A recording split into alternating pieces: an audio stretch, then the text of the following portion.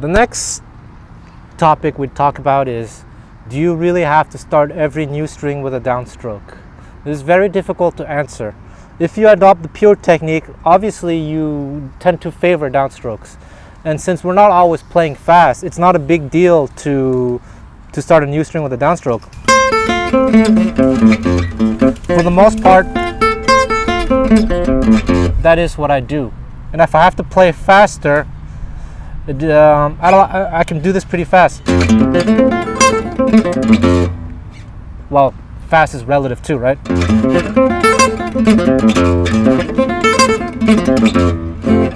But if I wanted to go like supersonic shred speed, then yeah, okay, then I probably have to change my technique. But like, when do you want to do this? How often is this part of your playing style? I probably even change the fingering too. So you have to ask yourself, like, how do you want to sound? What kind of lines do you want to play?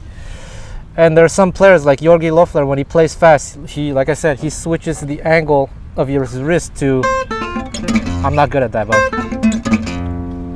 to execute fast upward sweeps.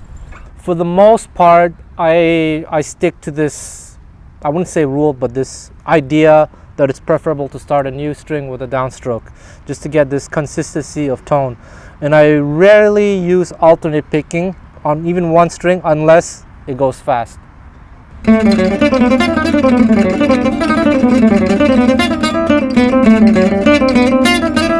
But if I were playing this same line slower,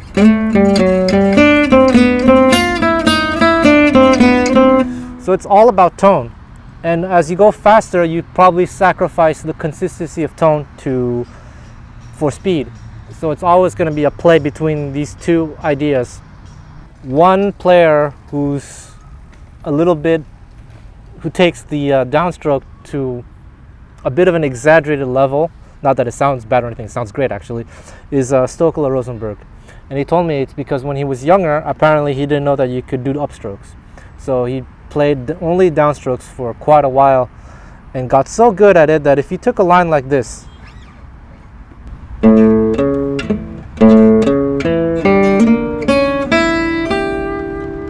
he would pick it like this: down, down, down, down, down, down, down, and maybe up or down, doesn't matter. So it's all downstrokes, and he does it at this speed. I can't even do what he does. Let's see. Jeez. Forget it. On the other hand, his little brother, Moses, picks it like this: down, up, down, up, down, down, down. Notice that? Stokelo, down, down, down, down, down, down, down. Moses, down, up, down, up, down, down, down. And for those of you who don't know, they're brothers. And that leads me to another topic, like, how do gypsies learn this technique? The truth is, they don't learn it for the most part, they don't learn it from anyone in particular. They just go for whatever feels and sounds best. Many of them are surrounded by good musicians, so they can also observe. Most of them notice that it's ideal to adopt a floating hand position. And you see the fact that Moses Rosenberg and Stokela Rosenberg are brothers, and they use completely different quote-unquote picking philosophies, just proves that there's no one set way to do things. Furthermore, if I showed you that example of Moses, he actually started a new string with an upstroke. And the way I personally would pick it is probably the way I think Django picked it himself, would be down, up, down, down, up, down, down. This just goes to show that ultimately it's about what feels good and what sounds good to you. So another line that Stokela Rosenberg does is this.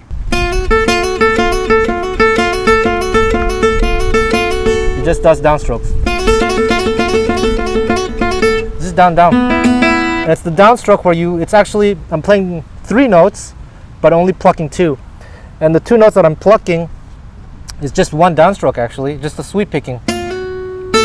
It's the same motion. So it's actually not so difficult. And I came across this picking pattern in old mandolin books too. So Because actually, I'm just doing one stroke for 2 notes. It's as if I were doing this, but with a pause in between. Well, Moses does this. He does down up,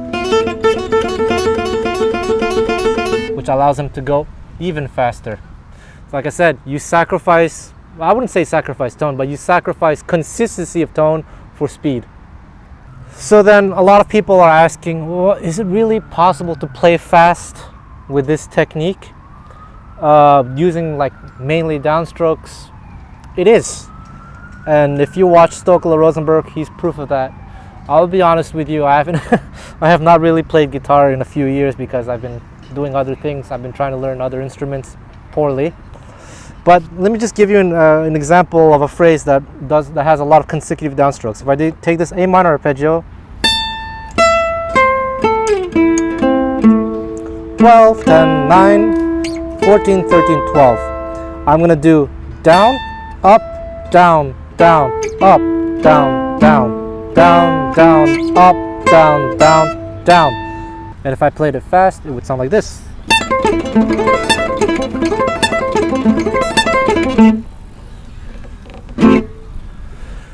So you see, okay, I'm not the best technician out there, but I still managed to get it pretty fast. Then the question is, are those all rest strokes? I've analyzed a lot of players, including my own, and I discovered the following. For the most part, yes, it's rest strokes, which means that when I pluck a string, it rests against the next string, with the exception of the high E string.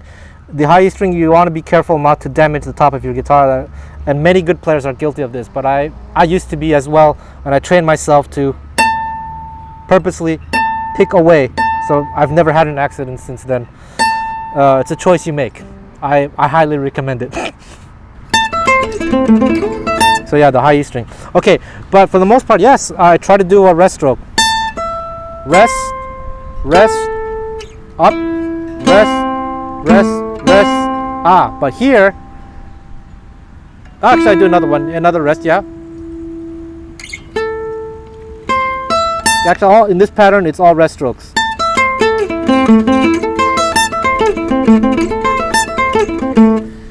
However, if you have, let me just think, what's an example? Okay, if you pick like Stokely Rosenberg, he would probably do 2 consecutive downstrokes on the way up. Down, down.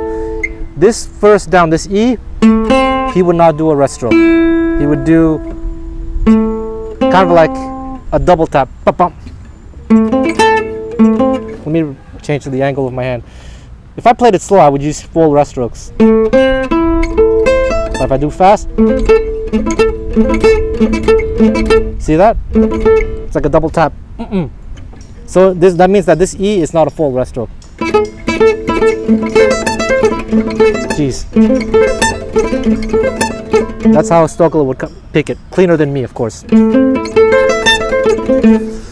So it's when you do the double downs on a string that you don't do a rest stroke. And there are probably other situations like that, but for the most part, you try to go for it.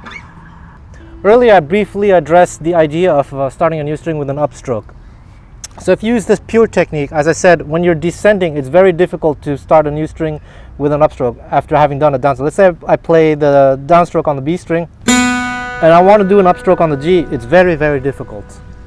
However, if I plug the B string and I want to do a down upstroke on the E string, then I wouldn't do a rest stroke. It will be a free stroke. And it's very easy to do.